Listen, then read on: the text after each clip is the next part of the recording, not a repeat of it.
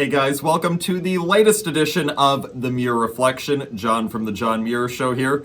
And we had some sad news since we last spoke, and it pertains to the 2020 Democrat presidential primary field. Yep, we had yet another Democrat dropping out of the race, and I'll tell you, this one, it really hurts. I was really rooting for this guy. I was hoping that his crazy hand gestures and his skateboard riding and all of his wokeness was going to help propel him to the finish line, but sadly, it did not. And of course, I'm not being serious whatsoever when I say that I was rooting for this guy. I was vehemently rooting against this guy. We are referring to failed U.S. Senate candidate, now failed presidential candidate, Robert Francis O'Rourke. The guy that pretended that he was Mexican, said his name was Beto, even though, again, his name is O'Rourke. And yeah, it doesn't sound very Mexican to me.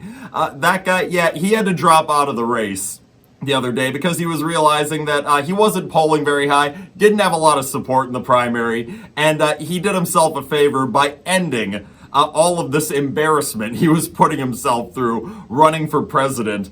He decided, you know what, let's bring that self-inflicted embarrassment to an end, and let's just call it quits on this whole White House bid. It's probably the first thing that Robert Francis has done right all along in realizing that, it's time to give it up. In fact, it was well beyond time to give it up. I mean, did this guy really think that he was going to be the next president of the United States when he's going around the country, when he's standing on a debate stage, a debate that's being nationally televised, proudly stating that if he's elected president, he's going to do his damnedest to ensure that AR-15s and AK-47s are taken from all law-abiding U.S. citizens, totally depriving millions upon millions of people of one of their most basic rights, the right to bear arms. I mean, did he really think that that was going to go over with people? I mean, his candidacy was absolutely pathetic.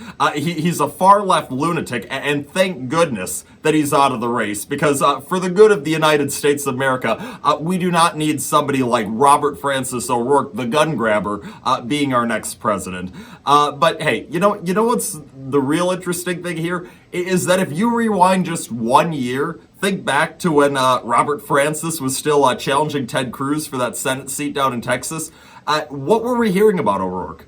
We were hearing that Robert Francis O'Rourke, that Beto, the cool, woke skateboard guy, that he was the future of the entire Democrat Party. We heard that leading up to his loss to Ted Cruz. We even heard it for months after his loss to Ted Cruz that, oh, well, that Robert Francis guy, he came really close to winning that Texas Senate seat. So you know what?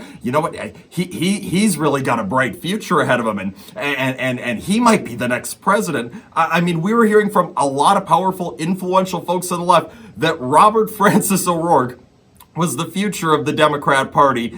If he's the future of the party, didn't turn out too well because he didn't even come close to becoming their nominee for the president. There's still a lot of people left in that field, and one of them is not Robert Francis O'Rourke. But it's pretty telling that you had Democrats claiming that this guy was the guy they wanted to be the future of their party.